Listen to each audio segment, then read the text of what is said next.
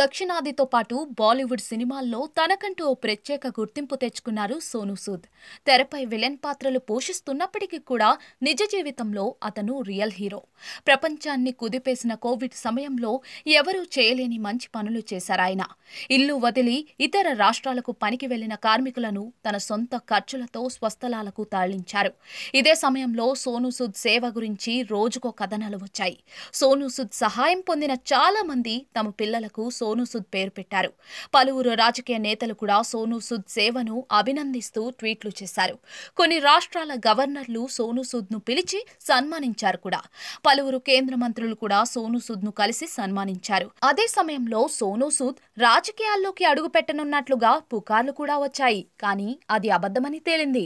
తాజాగా humans of బాంబేకి ఇచ్చిన ఇంటర్వ్యూలో సోనూ సూద్ తనకు అప్పట్లో వచ్చిన రాజకీయ ఆఫర్ల గురించి ఓపెన్ అయ్యారు. తనకు సీఎం లేదా డిప్యూటీ సీఎం ఆఫర్లు ఇచ్చారన్నారు. మీరు ఎన్నికల్లో నిలబడకండి, మాతో పాటు నిలబడండి అని కొందరు జాతీయ స్థాయి నేతల నుంచి ఆ ఆఫర్లు వచ్చాయని సోనూ సూద్ తెలిపారు. ఆయన్ను రాజ్యసభ సభ్యుడిగా చేయాలనే ప్రతిపాదన కూడా ఓ పార్టీ నుంచి వచ్చిందట. అయితే ఏ పార్టీ నుంచి ఏ నేత ఆఫర్ ఇచ్చారనేది సోనూ సూద్ వెల్లడించలేదు.